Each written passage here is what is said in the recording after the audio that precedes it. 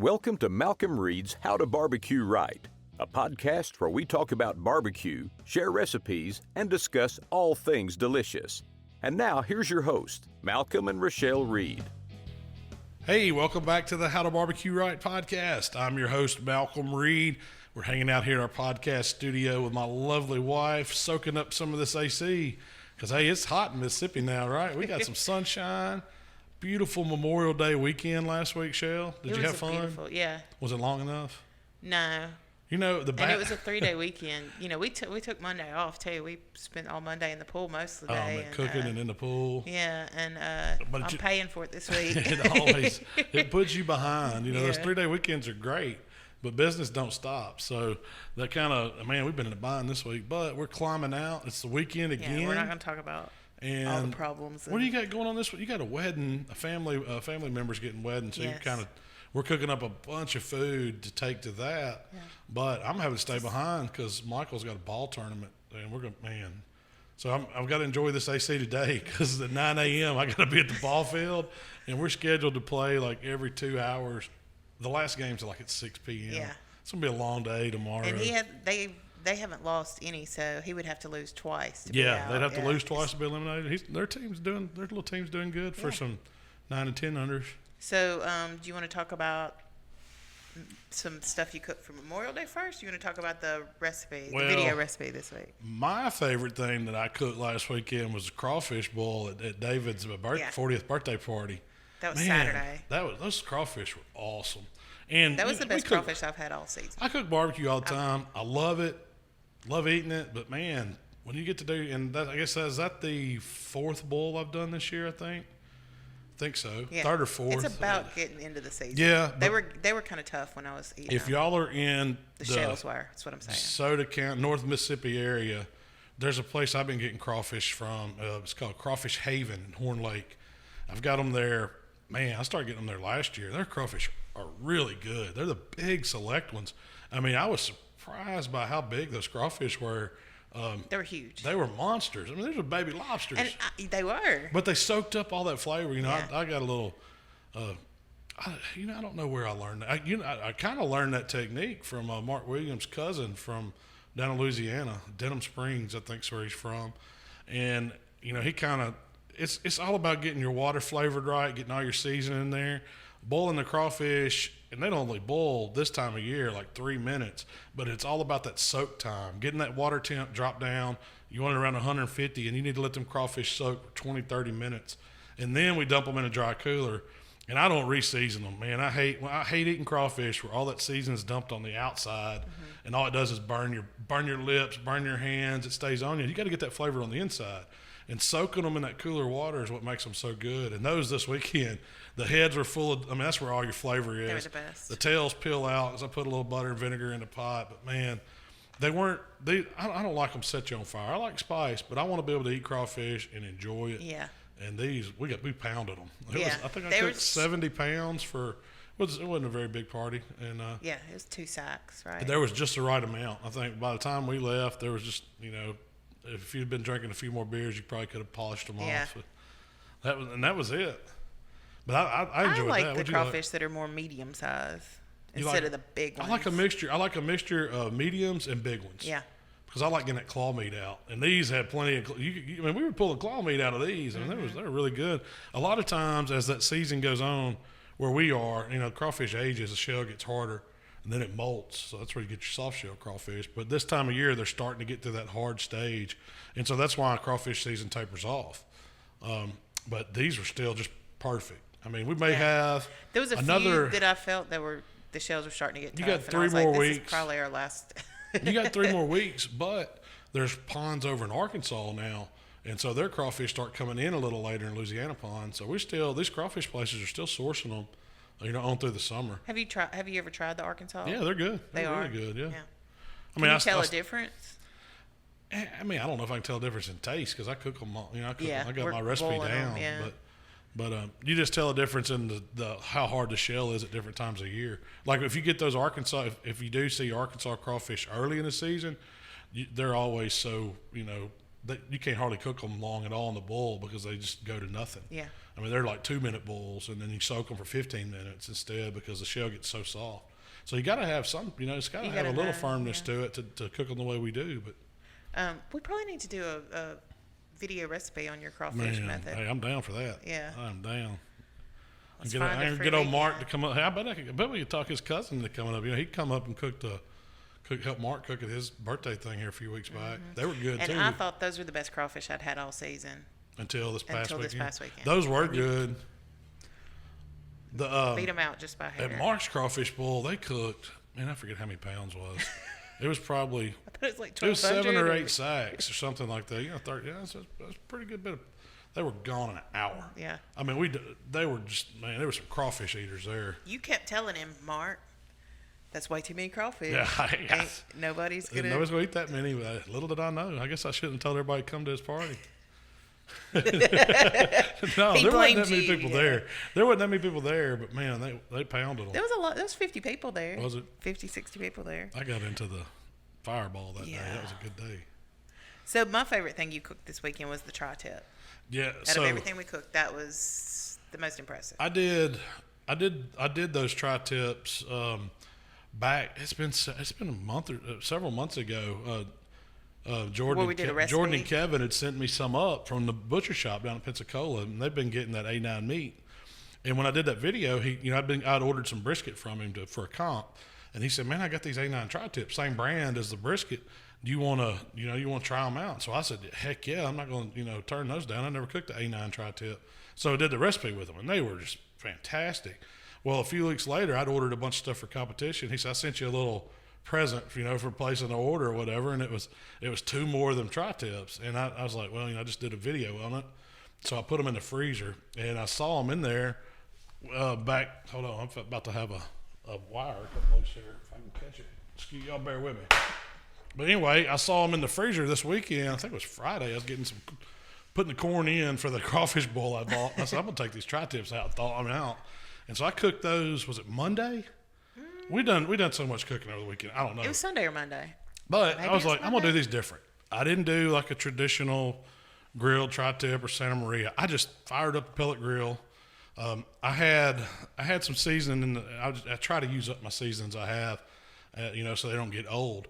And so I opened up the cabinet, and I saw some of Big Papa's Cash Cow, and then I had some Double Secret of his in there. And then there was a little bit of Cosmo's that he left of some of his Texas cow cover. So I said, I'm going to hit I'm going to sweat these the tri-tips with a little of the Cash Cow for about 30 minutes. And, man, they slick over. That whatever's in that, I don't know what he's got in it, but it brings out a beef flavor. I guess it's got some kind of beef seasoning or, like almost like a dehydrated beef stock or broth in it. But, man, it really makes it beefy. So I sweated it down. It kind of marinated itself sitting there for 30 minutes. Then I hit it with the 2 seasonings, fired up the Traeger to 250, and just threw them on there. Put an internal probe in it, and I was like, I'm not searing them. I'm just going to cook them, and we're going to slice them up and eat them. Mm-hmm. The plan was just to eat them cold, because then this time of year, it don't have to be hot coming off the grill. Cold beef's good, like when you're making a cheese board or something like that. And so the first one I brought in, I rested them for 30 minutes. We was in and out of the pool or whatever, so I had them sitting on the counter, and then I sliced it up, and I told you, I was like, "Shit, you got to try this." I was like, this is pandemonium. I mean, and so the first one, just going in and out of the house, I think we all just kind of snacked on it and ate it. It was gone. The other one I wrapped up and put in the fridge. So now we've got one to slice for some cold tri-tip. Yeah. To serve. Serve it kind of like on a charcuterie board, you know. We're going to have some other cured meats and stuff there, and then we've got some smoked tri-tip. Let's do that. But man, the flavor on it, that was so easy and so good. So is it prime beef? What is it exactly? No, it's A9. It's A9. It's Australian A9. Okay. I guess it's New Zealand or Australian. It's almost like a Wagyu. It is. Yeah. It is. It's one of the highest grades they're getting. Okay. Same as these $200 briskets we're ordering. Same company label. Yeah. He's ordering. I've seen some of the. He's put pictures. Have you checked out Kevin's Facebook page where he's posting pictures of his ribeyes? There's A9 ribeyes. I can't imagine eating one. You couldn't eat one. Let's order some. Well, it's like the tri-tip. You couldn't eat all that. You couldn't eat a pound of the tri-tip. There's no way. It's too rich. It was so good. You know, we've bought a lot of high-end meats over the years. Just competition barbecue almost demands it, Right. So we've tried a lot of different high-end chickens, high-end pork. You can tell a huge difference in the high-end beef. Like, it is worth the money by far. The best one, before we had these A9 tri-tips, the best one I ever had come from Matador. Yes. And we cooked those. I think it was Kendall came and did a video with us. And it still had a nice fat cap on the bottom of it. And I was like, man, this tri-tip here is awesome. Yeah, it just didn't taste. Rib. Yeah, it was like, it just tasted, to me, it tastes like beef. Yes. Like really good, decadent. It's so good. Oh, it's so good. It's so like, good. We talk about that really perfect, bite of beef, Yeah. Those tri-tips are up there. Oh, man. Like the one bite, that's one of those, you go back to, could you give up beef? And we've said this before. It's like, man, if it tastes like that, ain't no way I can give it up. It'll hurt. It might be better than bacon. I don't know. Bacon's good. So what temp did you take it to? I set my probe alarm for like 128. Okay. And I had a dot in it. And it took it, I would say, 45 minutes is all it was on the smoker. It wasn't on there long. I didn't flip it. I didn't do nothing. I just put a probe in the thick end of it, brought it in, and arrested it. And before I sliced it, it sat there for, I think it might have been 40. I know it was at least 30 minutes, at least a half hour. It could have been 45 minutes. Yeah. But over the course of the other food and everything, then there were several people over there, and I just had it set out, covered up, and man, the juice is on the board because, for one, it don't lose a lot of juice when you rest it like that, and whatever did come out, you could just sop a piece up through it. And I had like some Kroger private selection brand chimichurri that was just in the refrigerator, and I put that in a bowl and set it out to eat with it. It goes. I mean, beef and chimichurri like that, I don't care if it's a store-bought one. It's so good. Yeah. I think it's called a chimichurri finishing sauce that Kroger has. If you look for their private selection brand. That's good stuff. Yeah. I mean, I've made chimichurri. It's a lot of daggum chopping. I mean, you got to chop a couple heads of parsley and cilantro and all the fresh stuff that goes in it. You do a lot of chopping just to make a dipping sauce. And Michael cooked. Fresh is better. I have to say, maybe it's because I hadn't had a hot dog in a very long time, but Michael cooked some hot dogs, and they were really good. Man, I forget what brand it was I bought. They had, we had a hot dog bar. Yeah. We had all the different toppings. Kids, you got to have hot dogs. But I bought, I want to say, is it Hebrew National that I bought? That was all beef, quarter-pound hot dogs. They were like $6 for a pack of hot dogs. I said, I'm getting them though. They look good, and they were. And he did. You know how he did those? He threw them on that Traeger when I had the tri-tips going. He thinks that's his grill. Yeah, he's claimed my Traeger and Timberline. But he fired it up for him. I told him what to put it on, and he went out there and put those hot dogs on and set him a timer, and he'd go back. He's checking hot dogs every 10 minutes. I was like, how long does it take to cook a hot dog on a Traeger? At 250, it took a while. It did. I mean, it was 30 minutes. Yeah, probably. they had good flavor. They weren't anyway. too charry, but they still had a grill flavor. They're good. Yeah, if you like your hot dogs blistered up and all that, they're not going to do that. Yeah. But it warms them through, and it gets a little bit of that smoke flavor on the outside. They taste really good on the grill. I like or smoker. just the regular. The cheaper ones that y'all had. Just the old 99-cent pack. The circle. What are those Circle B hot dogs? I think I made two different ways. Man, I was like a slaw. No, we didn't have slaw. We had a kraut dog. I went like New York style. Boar's head sauerkraut, a little mustard, and that was it. No mayonnaise? No, I didn't do mayonnaise. You do eat mayonnaise on hot dog too, don't you? Yeah. You broke out something I'd never seen. What's it called? Ketchup Mayo or mayo chup? Mayo chup. It's good. That's a good gimmick. Let's sell ketchup and mayonnaise blended. It's like Kraft, I think, makes it. It's called Heinz. mayo chup. Heinz. Yeah. It's a mayo chup. Michael likes it. You know what it reminded me of? If it had some sriracha, it would be some yum yum sauce. Yeah, it's similar. It would be just like that you eat sushi with. Or, no, it's not. It's a hibachi. They serve, you know how they serve the two sauces? Yeah, it's the yum yum. Yeah. Yeah. Yeah. That's exactly what it is. Yeah. Like, if you add some sriracha, you got yum yum. There you go, Heinz. There's another sauce to sell. I saw they have a ranch chup or something. No, man. Yeah. That's getting out there. I thought so too. That's not. But that was we had a great Memorial Day, and hope everybody else did. This week we released a video. It's actually in the process of being uploaded right now. I'm running a day behind. But we did a video of the Memphis In May ribs. That was a really good video. I'm glad you like it. It took me so long. It showed. I know how hard it was. I know how hard it was to film. Because you can imagine we were out there, and I don't want to get too much about Memphis In May, but we were out there for 3 days. The day we did that was like the biggest crowd day. Yeah. So people were coming in, and we were, talking to folks the whole time, and then we're trying to keep it together and shoot the video. And I was like, I don't know how this is going to look. I mean, because we just did it right in our tent, right in the middle of everything, and had the grill right out there. And well, we shot the intro, the first part, like in the front part of the tent. But as the day went on, we had to move to the back of the tent. This went on all day. Yeah. It felt like it was all day. By the end of it, I was beat. Yeah. And then the next day, we had judging, which we did a little more. Well, we did the outro, or I call it the outro. We closed it up the next day. And my favorite thing was little clips at the end. Yeah. That was a good part. You may see somebody famous on there. Did you slip in? Yeah, you did, didn't you? Dave Grohl. He stopped by and hung out with us for a little while. Fighters and Nirvana fame and barbecue fame. Turns out he's into barbecue, yeah. so hey. He watches Malcolm's videos. Yeah. It was nice to meet him. You acted like, what's up, Dave? I mean, he's a cool guy. I was like, I just fanned out. I had to just dismiss myself, walk around back. But Memphis, so our scores weren't. We got our scores this week, and we knew we were 33rd. They killed us in tenderness. That's what got us. Our appearance, we knew. We had the appearance, the presentation, the area, all that was tinned out.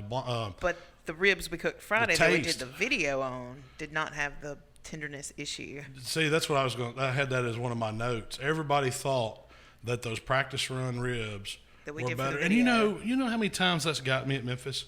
We've been there before, and we practiced shoulders. And we said, we're going to do our full run through, the day before. And those, I don't know what it is. You know what I should have done was I should have put up a blind box worth, those 2 or 3 slabs of the practice ribs and reheat them and turn them in. Y'all wouldn't have done it. I mean, so the difference, and I don't know what it was. Maybe it was the humidity, maybe it was the airflow, whatever. But the texture on the top of the rib was better the day before than it was on the actual go day, on comp test day. And it got us. Yeah. I mean, we had 9s in tenderness. And when you get 9s in tenderness, you put you at 33rd. I mean, it could have been worse, but that's what got us. The margin for error is so small there. Oh, because, everybody's on their A game. Everybody's doing whatever they can to win. Overall, we were happy with it. I know I can do better. Yeah. And so we got to go back to the drawing board, fix our tenderness a little bit, and that might mean wrapping a little bit earlier or spritzing them a little more often. But it was just one of those things. Cooking them all. See, that was the big kicker. All those ribs we did for the video, we cooked on Jolene.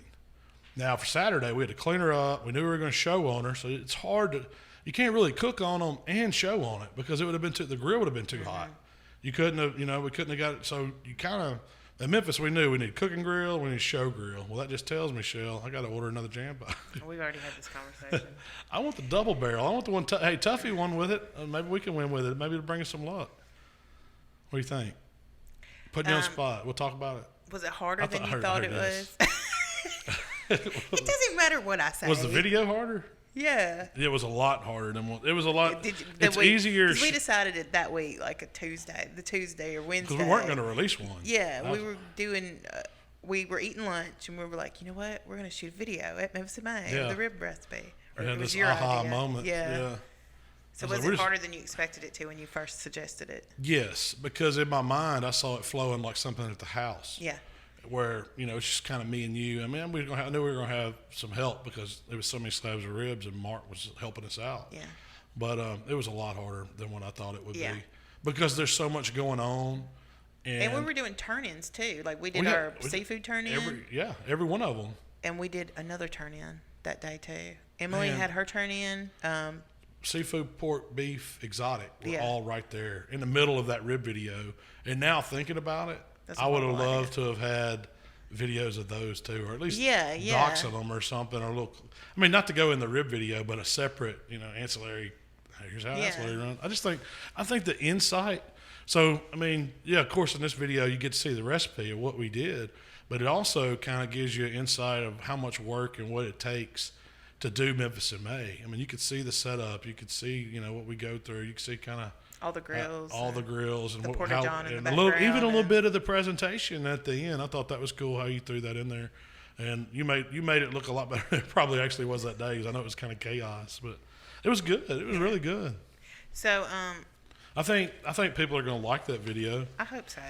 I hope they cook the recipe and a lot of time. Judge it themselves. How many? So we've got a lot of rib recipes. We got a couple competition rib recipes. How many different competition rib recipes do you have in your tool belt? Man, mine. Is that a thing? Tool belt. Yeah, repertoire. repertoire. Yeah, there you go. Well, we change in and out flavors, but usually it's depending on what kind of contest it's I'm cooking or where it's at. That's the main thing. I mean, they're all, a little bit spicy, a little bit sweet, a little bit savory, but I plug and play stuff. And that's, I mean, like, for St. Louis ribs in a KCBS contest, we sweeten them up a whole lot more and pull back on some of the heat, and then for Memphis in May, we finish them with more of a sweet glaze, just to where they'll be real pretty on the outside. Yeah. And because we're showing them on the grill and those judges are tasting, you're trying to stand out a little bit more at Memphis. So they're just different styles. I mean, I've got our rib recipes went so many, over the course of the years. I mean, we've been doing this, man, so long. I mean, we've been doing it almost 20 years of cooking ribs different ways for comps. That's just not, trying to come up with different flavor. Like, this is just comp recipes. Yeah, comp recipes. Yeah, there's a bunch of them. I've got a bunch. I can go back, and usually I have them all wrote down. Maybe one of these days. I don't know. That's probably several computers and lost files, but I think I got a lot of them on like a hard drive. I try to keep all that stuff, but when we tweak them, and then that ain't even including Waylon's recipes. Yeah.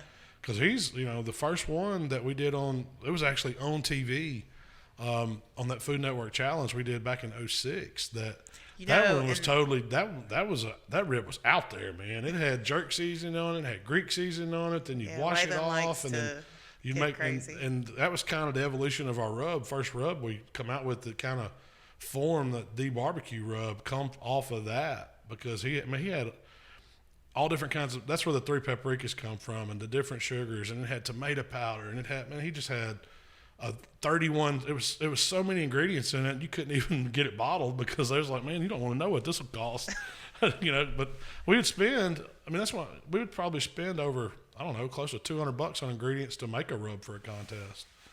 That's crazy, huh? That's really crazy. Looking back on it now, it could be so much easier. Now we just open the bottle. Yeah. I mean, we're still layering stuff, and you're still getting that effect.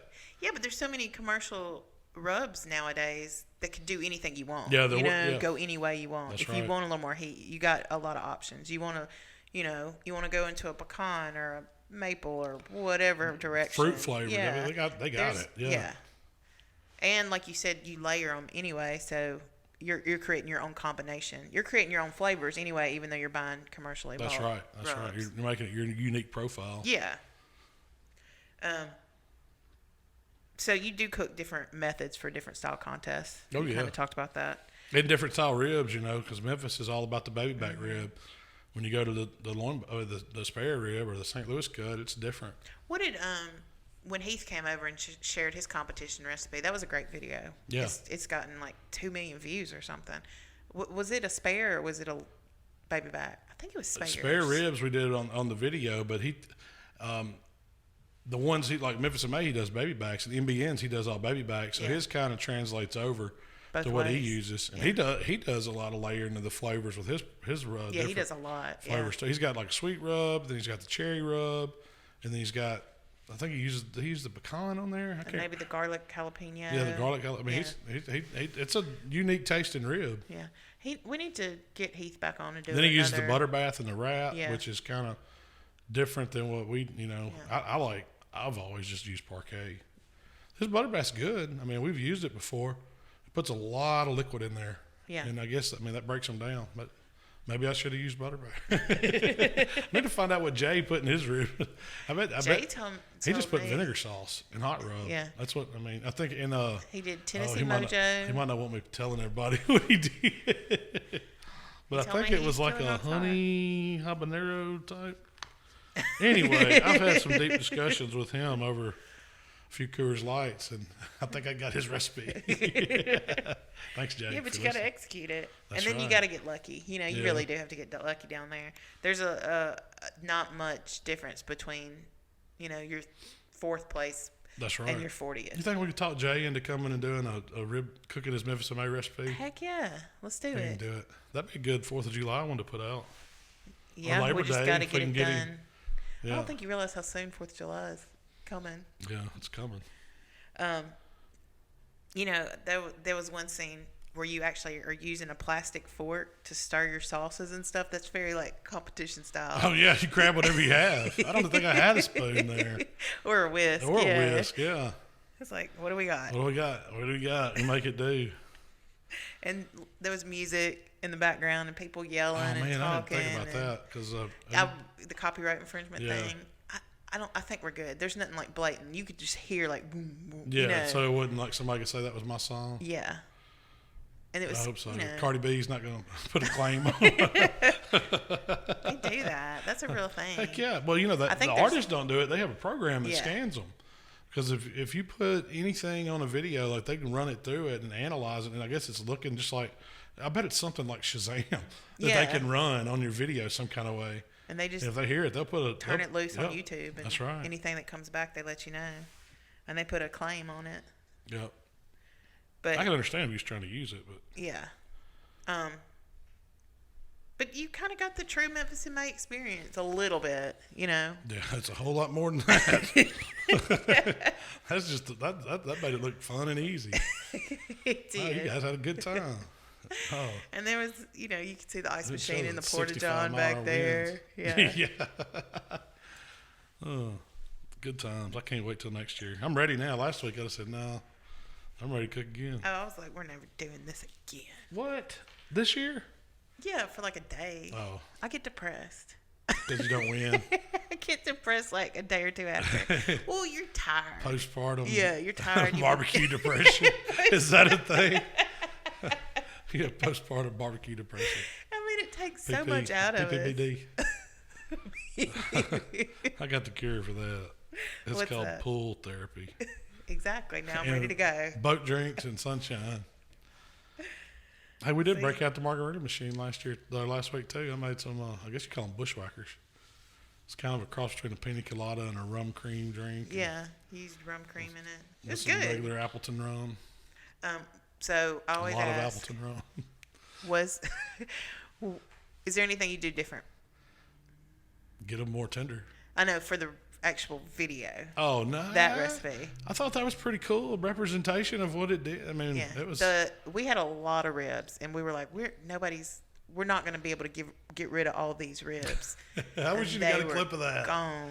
Because how many slabs was it? So what I didn't show was that we cooked 9 more racks that day too, because there's some guys there that do a lot of work. Some of the workers there, and they, and I guess they ask other teams to do it too, but they have to feed their crews, and so they, they've got over the years. We always cook for them. If we got some, They got a couple teams. if we got a they're grill friendly going, with, we'll throw some ribs on for them or whatever. So I cooked 9 more racks that day. So it was 24 full racks. It was 15 and 9. Is that 20? Yeah, that's 24. And we ran them on pellet grills.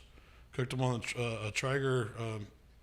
I forget which one it was. The 880. What's that one? The ironwood. Yeah. And the Gorilla Silverback. Mark brought his Silverback, and we cooked those 9 racks on those 2 grills, and we cut them all up. I gave those guys theirs wrapped whole, but we made 2 or 3 big pans of ribs, and we set them out. like over like a pan of ribs. Yeah, full. and those, they were within an hour or 2, they were just gone. Yeah. People coming by, anybody come by, we set out plates. We was like, man, come on in, say hi, and try a rib. Yeah. You might make the video. I wish we didn't get any footage of that. It was so crazy at that point, and yeah. It starts That getting would've been crazy cool. and people coming in. Somebody was like, you need to get footage of people eating the ribs, and it just didn't happen. Yeah. But it was fun. That's one thing I'd do different. I'd get some more footage. There was some people that came in and were like, oh, okay, I'll try a rib. And they made the ate rounds it. and came back. Yeah, came back. I got to get one of these ribs again. They were really, really good. Yep. Everybody talked about how great those ribs on Friday night were. So Even Waylon thought they were better texture-wise. He thought the actual contest ribs, The flavor, it's weird. I thought the flavor was a little better on Saturday, See, but I thought the tenderness was better, and they were the same. So you never know. I mean, it's the nature of barbecue. So what else are we talking about today? Water pan cooking? Is that water what it pan was? cooking, or water pan smoking, or smoking with water pans. Well, we've been getting a lot of questions. Guys ask me about if they should use a water pan, why I don't use a water pan sometimes, or just I just want to give some info on it. What is a water pan? Well, a water pan, to me, a water pan smoker is a smoker that has a firebox chamber where your heat comes from, and then it separates the cook chamber by a water pan. And it can be just like a vessel that drops down in. It could be an actual pan. Some of them are made into it. And what that does... So are some of them removable? Yeah, some of them are removable, and the smaller ones, the bigger ones are usually fixed. Two brands that come to my mind real quick, water pans that everybody knows, is the Weber Smoky Mountain. It has the removable water pan, and the Backwoods. And some of their smaller models, and even Mark Lambert's Little Red Box, it's a smaller version of an older Backwoods model. Those have removable water pans because they're smaller. And when you get into the larger models of Backwoods, they're hog cookers and the competitors and some of those models, the water pan's fixed in, it's welded in. What about like the party and stuff those like that? Have removable. They're removable? Yeah. Depending on what options you get. But so what the water does, it does two things. As the fire heats up in the fire chamber, and you're burning your coals, you're adding your wood, it's heating that water up. Water boils at 212, so as it boils, it evaporates. And so it's mixing with the smoke and the heat transfer throughout the cook chamber, and it's creating a moist cooking environment. So it's harder to dry food out in a water cooker because of that moisture in there. Now, the second thing it does is it acts as a heat sink, because that water heats up and gets to 212, or whatever's close to that water is not much hotter than that. And so typically in those smokers, the closer you are to the water, the closer you are to 212. The higher you go up in the smoker, when you're getting away from that water source, that's where your heat's really rolling out typically. It's hotter on those racks. And that's kind of the Backwoods design. The heat flows down in it, flows, up from residual heat from the water pan, from the water boiling, evaporating, heats it up, and then it's got other heat that flows in from the side vents. But typically it's just a moist cooking environment. It's great to me for cooking pork. I mean, I think water smokers are some of the best pork cookers that you can use because it's hard to dry them out. The biggest negative to it is it doesn't build great bark because it's so moist in there. So there's kind of a give and take. If you're a fan of cooking with water, or you have a water smoker, it's harder to build that really good bark that I like on barbecue. For comps, there's guys that have been super successful. Memphis, I don't know, tell you how many Memphis In May's have been won on a Backwoods water smoker. Yeah. I mean, and I remember one time Tuffy was cooking beside us, and he said, "I'm not coming back to Memphis without a Backwoods." I mean, that's just how it was for a long time. For a long time. But what I've noticed over the years, that's kind of changed. Guys have got away from it. As we've increased cook temperature, back then everybody was wanting to cook at 225. Water smokers were super low. They're great for that because the heat sinking ability of it, the ability to kind of block the major. Get that hot. Right. If the water's in there. Yeah, that's right. That's exactly right. Yeah. It's gonna help you control it. Now, you can take a water smoker and make it a dry smoker by putting a substrate in there like sand, gravel, loose rocks, a volcanic rock, things like that. That'll act as a heat sink in it. And it won't burn? And, well, it helps you absorb some of the heat and just keep a radiant heat so you don't need as big a fire. That's the whole thing with those. Okay. So it doesn't get away from you. Now, if you put the same kind of fire like you would if it had water in it, man, it's going to roll. It's going to, because that's a conductor. Yeah, because it's going to hold that heat. Your fire's still going to go. So usually people are using those if they're wanting to try to get a drier bark and they're wanting to burn less of fire. Lower BTUs and once you get that substrate hot, it holds temperature, and so you don't need as much fire to keep it where you want it. But as barbecue, especially comp barbecues, kind of evolved into a little bit faster, a little bit hotter temps, you see the water smokers go away. And the Jambos are the way to go now. Yeah, well, that's the one that's winning. Mm-hmm. People are killing it on stick burners. And they're cooking at 300. Yeah, they're cooking 275, 300 degrees. And they're doing well with it. So it's kind of changed. And it's always evolving. It's going to change from that. There's going to be something else. Well, it's always with me, evolving. And some guys even add a water, like a vessel of water and say a Jambo, or they'll put a little bit in the bottom of it. Now, is that adding like true moisture to that pit? I don't think so. I think what it's doing now, it makes cleaning it out easy if you put a little in the bottom of it. But like when you put a pan of water right over by the firebox, of course you're going to cook that water and it's going to boil out. But is it really going to add a lot of humidity to that smoker? There's so much airflow and so much heat coming through it at 300 degrees. It's really not. I mean, you're better off basting every 30 minutes than you are trying to keep a little bowl of water in there. I don't think it's necessary. I think the biggest advantage of cooking with water like that is being able to cook low and slow with it.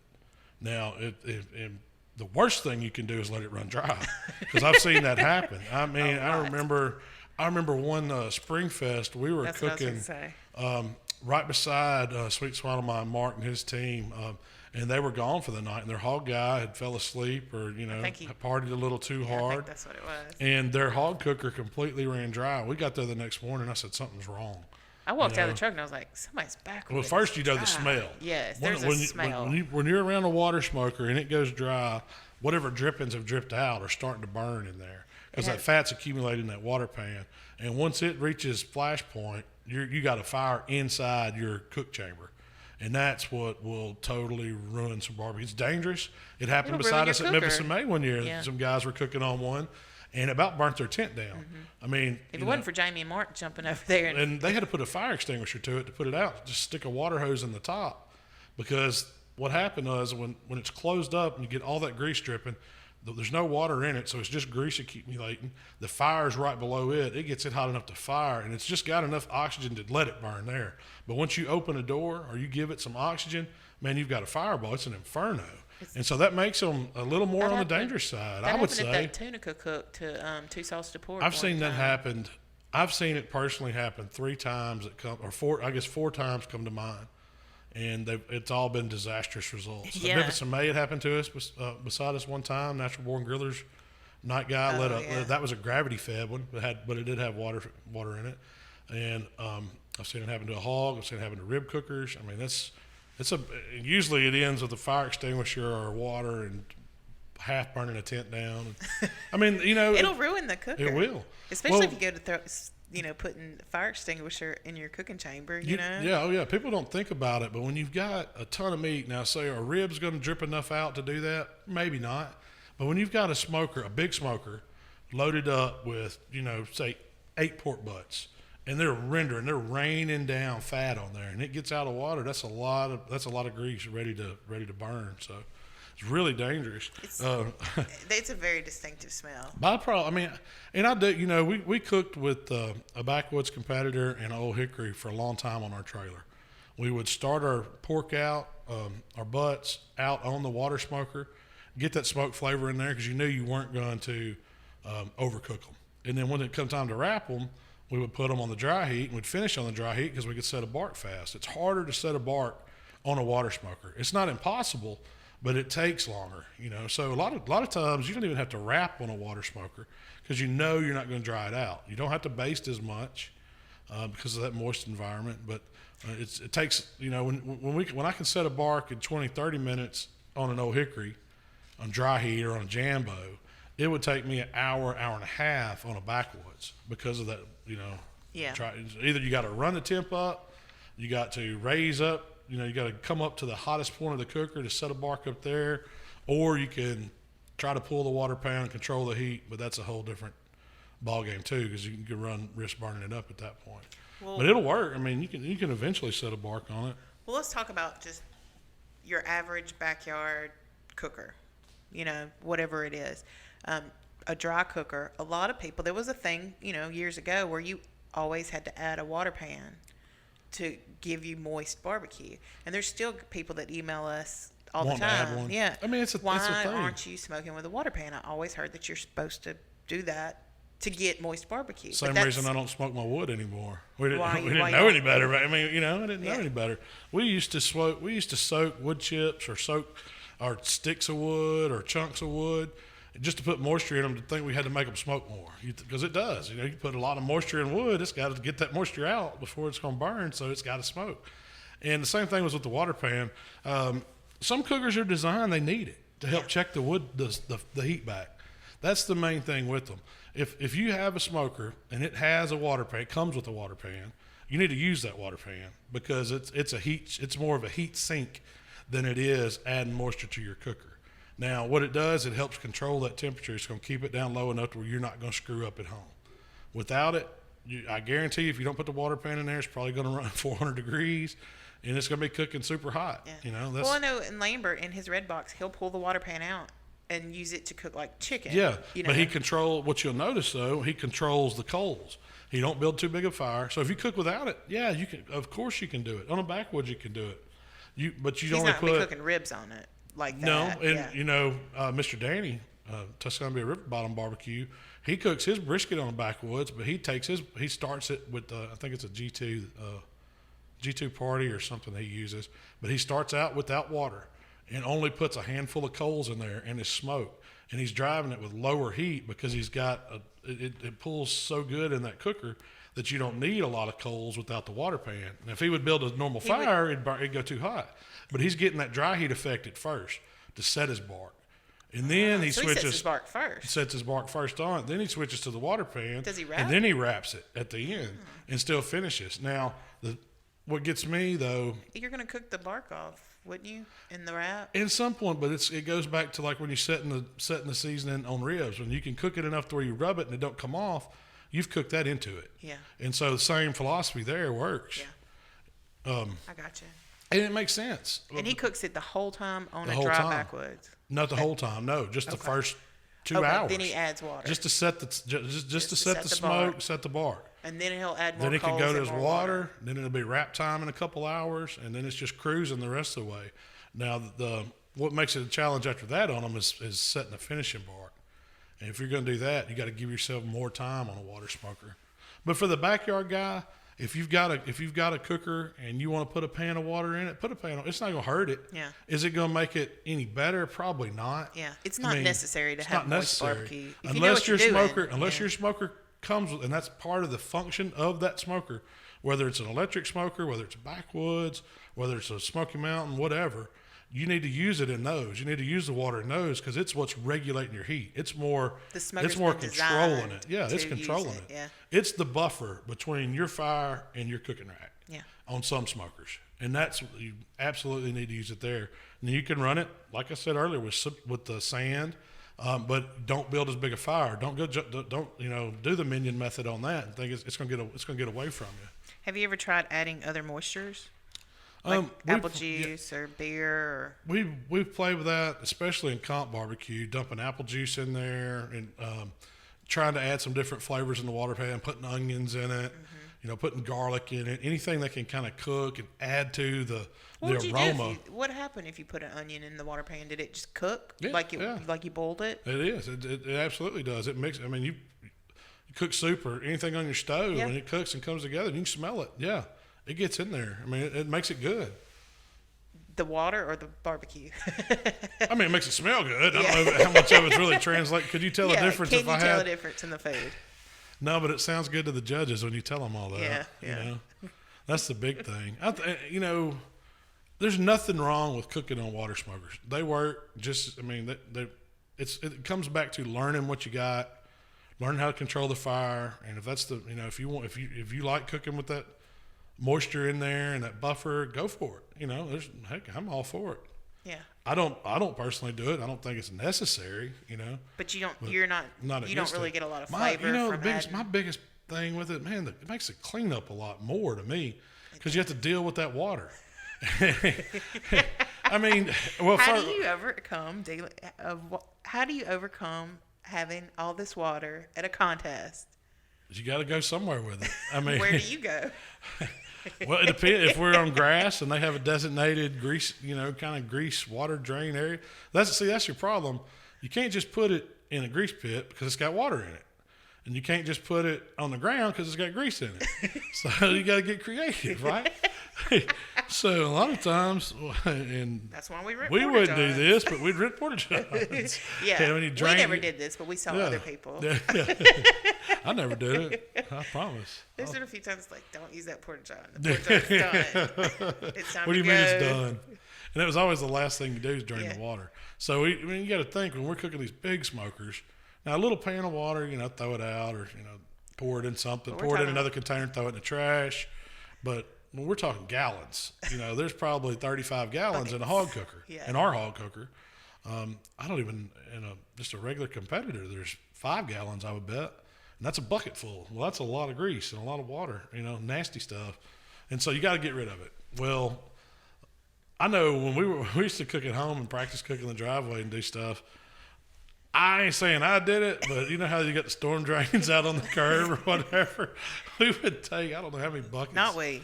I don't know We how. heard stories of other people. I don't know how many buckets. I don't know how that water ended up in there, but I do know that the city end up comes out because neighbors start complaining because I guess I don't know cats and all kinds of stuff. Rats probably get attracted to it, but it's just a storm drain. I don't know where it goes. I guess back to the city treatment plant or something. But, What they do? Well, they come out and Is that when we were? they gave us a nice little notice. Now that I don't remember whose house it was. It was at my parents' house. Yeah. But they gave us a nice little they? notice and painted on the. They actually come out with a crew and painted on the storm drains for rainwater only. And we got a notice knowing if we put anything in the. Well, it wasn't just that. People were putting leaves and grass trimmings, and it was. Have you ever seen Christmas Vacation? It was one cousin Eddie Stogie ready for blowing Rudolph to the moon. But that was the last time I drank anything in storm drain. Most of the time it goes in the grass, but it's going to kill whatever grass you pour it on. And that's my thing. I hate having to get rid of water smokers. And one thing they could be now dealing with this hot water, it's been boiling. Yeah. Is when you're trying to get at a contest or you're getting ready to shut down, you got to do, and it's hot. And our buddy Justin was cooking with us one year over in Arkansas, and he was trying to change the configuration on a Weber Smoky Mountain. He had the hot water in there. He took the ring off and grabbed it and poured it all over. He was wearing flip-flops, I think, or something. He ended up spending the rest of that contest, his foot off in a cooler of ice the whole time. He had a beer cooler here, and a chair here, and his foot in another cooler of ice because he had scalded himself with that water, so it's dangerous. When you're thinking of dealing with that hot water, it can hurt you. It's boiling. Believe me, I've never done it to myself. The absolute worst thing is to leave it in there, and we've done that too. And you want to talk about something that'll puke you instantly. Man, you walk up on a backwoods that's been setting in the summer that's had the grease water in it for Somebody forgot to drain and clean the backwoods. It probably don't take long. Well, maybe not even 2 weeks. Oh man, the word don't describe how nasty it gets. Molds everything. You got to completely pressure wash, degrease. You got to do something with that water. It's a smell it's one of those smells that you just don't forget. It's like how the water pan smells when it's dry. Yes. You open one up that ain't been cleaned or that drained. smell but moldy. So that was one reason why I quit cooking on them. We got tired of cleaning. There was a pain dealing with the water, and so we just. We still have a backwoods I still in got the one garage. in the garage. Yeah. I think they're fantastic cookers, but just know that you got to deal with the water, whatever the cleanup. Yeah. It's a little more on them. And I've seen some people buy those auto waters. Yeah, where it keeps it filled and all that. It keeps it filled. How do you drain that water? It's still got a ball valve drain on it that you can spread. What I learned on the backwoods, and this was the easiest way to clean them. As soon as we got through cooking, we would empty the firebox. We'd break all the coals out, shovel them, put them in an ash bucket, put a lid on it, stop them. Then immediately we'd put a 5-gallon bucket right up to the drain, drain the cooker right there. Don't put any more water on it. Drain it all the way and get some old rags and just completely wipe everything out. And then throw those away because there ain't no saving them because they're disgusting after that. But then it stops it from molding. You've got all the moisture out. There's enough residual heat usually in the fire chamber to kind of dry it out. And then you don't have to worry about spraying any water in there. You don't wash your seasoning off. The racks, they're pretty much, you just scrape them down real easy. They clean easy. And that was the easiest way for me. And we still had this, 5 gallons worth of water we had to deal with. And That's what the porta johns for. Yeah, that's what the porta johns for. Or the grass, or ditch, or wherever. It's not. That's probably why the EPA hates barbecue right there, because of backwoods water. Grease water. Grease water water. pans. Yeah. So can you use, this is something that we get all the time, can I use one of your recipes on a water cooker? Oh, absolutely. Absolutely. The only thing that's different might be the cook time, because the temperature, you're probably cooking at a little bit lower temp. I mean, I'm not saying you can't run 300 with a water smoker, but you're going to spend more time putting water in it than you're going to cook it, you know? So, yeah, you can definitely do them. My thing is just know that you got water in there, and it's 212. It's, you know, when you got a good fire under it and you're trying to cook it 225, 250, that water is rolling. And you got to make sure you don't let it burn dry. It may put a little bit more cook time on. You can get by without basting. You don't have to wrap as soon, and it's going to take you a little bit longer to build bark on the back end. Once you learn that, you turn out some fantastic barbecue on them. And if you don't believe me, cook pork butt, cook ribs on them. They're great. Do I think it can cook brisket as good as a dry cooker? No, I don't. I think you can cook better. I think you can get better bark on dry heat. And I like bark, so I cook primarily on dry heat now. That's my whole take on water smokers. I don't know if I have any more notes. You answered all my questions. So I think I did put on here that if you got a hog cooker, I think a water smoker cooks the best hogs there is, because hogs need low and slow and Betty, time. And that's that's about my old Betty. Faithful. She's the one responsible for wrecking a Everybody lot of knows porta johns. about Jolene. Everybody knows about Jolene. Yeah, nobody remembers old Betty. Black Betty. She's, man, I got to get her cleaned up and back in the playing field, don't I? Yeah. I need to bring her out of retirement. She's just sitting over there in the old field, probably broke down, stuff piled on her, probably full of dirt daubers. I was fixing to say raccoons or something. Raccoon, no, not any raccoons. Some little baby possums living up in there. Have you seen that one video? It's like a YouTube video where somebody opens their grill. It's full of possums. Full of possums. That's what's happening. Yeah, probably is. Man, it could be. I need to get her cleaned up though. I've been wanting to cook a hog, so maybe we'll do that. You and Mark made a plan in the pool this past weekend. Oh, we're doing Oktoberfest hog, aren't we? Yeah. Halloween hog. Halloween hog. And a costume party and everything. That's going to be, what are we going to come as your favorite what? Just however you want to dress? Animal. It's not, I don't know about that. It's just a costume party. Costume party. Well, but what do we got lined up? So this weekend we're catering. I'm doing a catering job for a family member. as soon as we leave here, I've got to go buy pork butts. I've got to go buy chicken. What are we doing? Beans. I'm just going to do, we're going to do pulled chicken and pulled pork. Yeah. I'm going to do traditional. Coleslaw, baked beans, banana pudding. That's not going to be bad. Potato chips. Can I make some white sauce for the pulled chicken? It's on my list. That's You've got That's to what make I'm your going to do. white That. sauce. If y'all have never done whole chickens, I don't care what season. You can just put salt and pepper and garlic on them and smoke them to the. I don't know. I like running them a little hotter, like 300 until they're about 165 in the breast. And let them sit and pull them, and then make up that white sauce recipe. It will make a killer sandwich. It is with the slaw, man. It's so good. And it's really good for something like this, because there might be some people that don't necessarily like pulled pork. That's right. You know, because it is kind of. How many people is it? 50 people? It's like 30 or 40. Okay. So and a lot of them we're just older. doing the family dinner part Yeah, of it's it, just right? the family dinner part. So I'm a lot thinking of them are 4 chickens older will be plenty. That'll make a nice pan, half pan full of pulled chicken. And that white sauce is killer. Yep. So, and you could do the white sauce on your pulled pork sandwich too. I like it on. Yeah, it's good on pork. It is good on pork. It is. It's really good on chicken, but it's good on pork. But So you do a banana pudding? doing a banana pudding. Or are you gonna put the cream beans. cheese in it? Yeah, Or is it gonna be a traditional banana pudding, or your really good banana pudding? A really good banana pudding. Yeah. I like a traditional banana pudding if it's right out of the oven. It's We're talking awesome. about, Like like, Kim, cooked. our sister-in-law made one back at Christmas, and this was like Easter. the recipe. Where'd she get that recipe? It was off the She said it's just on the vanilla Nilla wafer wafer box. Man, that was such a good banana pudding. But it's the completely summertime, different. that's like a Thanksgiving or a Christmas banana pudding. And it's this is difficult. summertime banana pudding you make. It's like instant pudding mix, but it's got Cool Whip, it's got cream cheese, it's got actual bananas in it. Some people don't Sweet like and bananas. condensed milk. All the good stuff. There's no telling how many points that is on our Weight Watchers. I bet I can't even have none of it. I can look at it, though. Can I lick the spoon? Maybe that's 6 points. If I have 2 beers and lick a banana pudding spoon, I'm screwed. You're done for the day. Yeah, that's all I can have.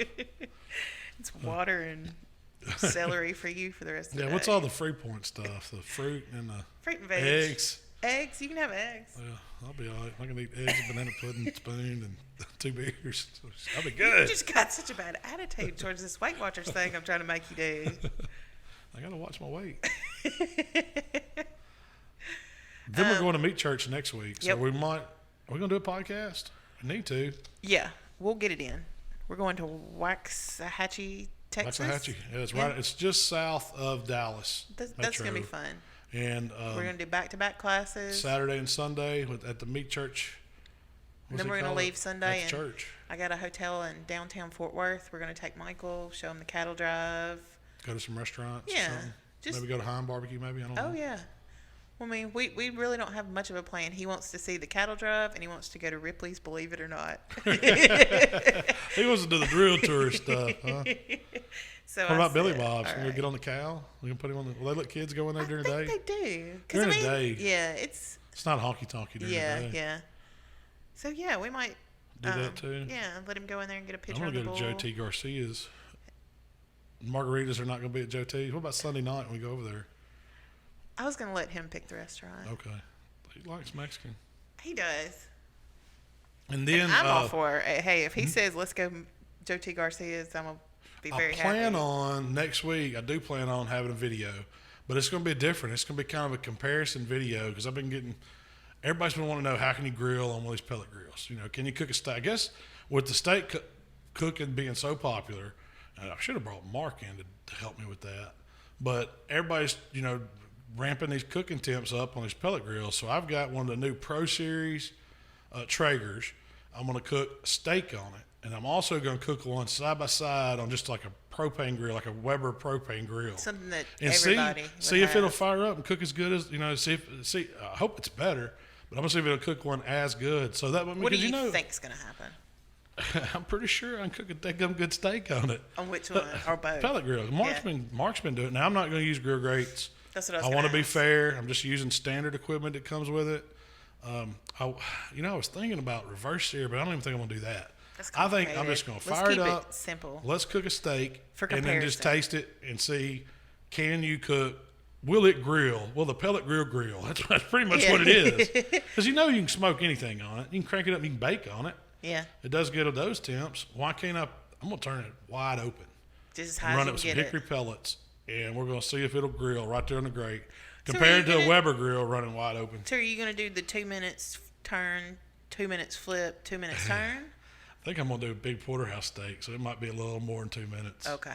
I'm just going to cook it. I mean, if all goes well, I can get these porterhouse steaks at Kroger. I'm going to, they're probably, 22, 24-ounce steaks. They're thick porterhouses. I'm probably going to cook it, 8 minutes aside total. Okay.